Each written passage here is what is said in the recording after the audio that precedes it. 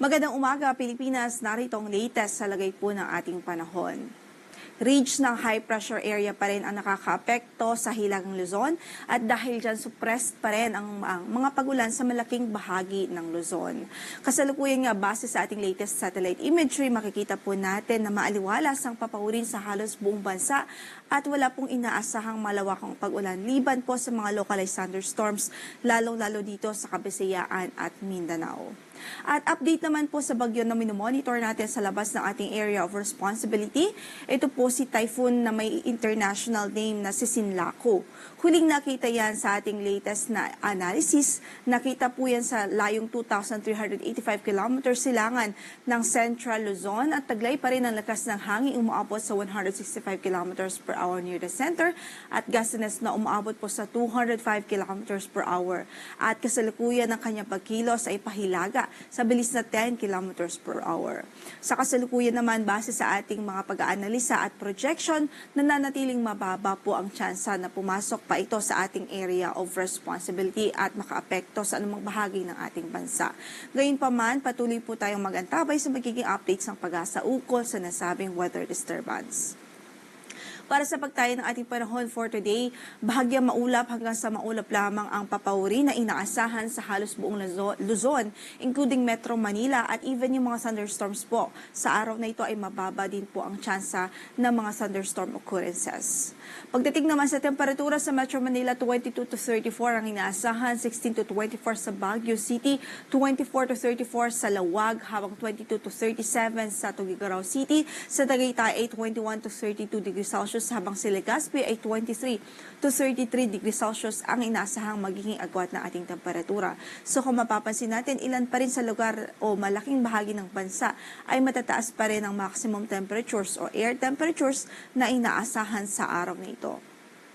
Samantala dito naman sa Visayas at Mindanao ay bahagyang maulap hanggang sa maulap ang papaurin at posible o may mga tsansa huyan ng mga localized thunderstorms o yung mga pagkidlat, pagkulog, especially sa hapon at gabi.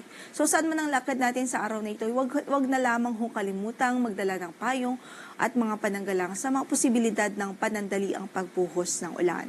Sa Iloilo ay 22 to 23 to 33 degrees Celsius ang inaasahang magiging agwat ng temperatura. Sa Baguio ay 25 to 32, sa Puerto Princesa ay 25 to 33, 26 to 33 naman sa Kalayaan Islands, 24 to 35 sa Tacloban, 23 to 33 sa Cagayan de Oro, 25 to 34 sa Zamboanga at 25 to 34 naman sa Davao City. Kahapon nakapagtala po tayo ng 36 degrees Celsius na maximum heat index dito po sa Metro Manila, habang sa Pili, Camarines Sur na itala ang pinakamataas na maximum heat index kahapon na umabot po sa 42 degrees Celsius na nasa danger level ho yan.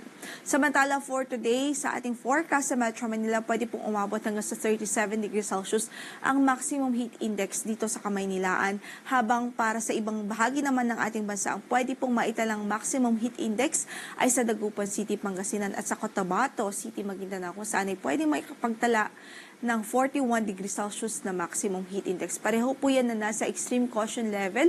Ang ibig sabihin lamang po nun ay posible po yung mga heat stress at heat cramps kapag patuloy at continuous ang exposure sa ganitong klaseng init ng panahon. Kaya patuloy natin pinag-iingat ang ating mga kababayan, stay hydrated po, umiwas muna sa direct exposure sa sunlight, lalo-lalo na sa katanghalian at sa bandang hapon.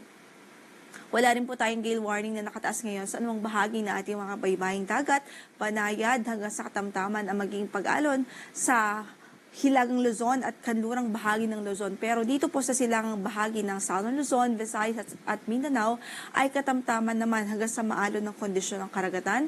Kaya't patuloy pa rin natin pinag-iingat ang ating mga kababayang mangingisda ho dyan, lalong-lalo na ho yung mga gumagamit ng maliliit na sasakyang pandagat. Ang sunrise natin for today is 5:42 in the morning at lulubog naman ng araw mamaya sa ganap na 6:10 ng gabi. Ito po si Lori de la Cruz Galicia. Magandang umaga po.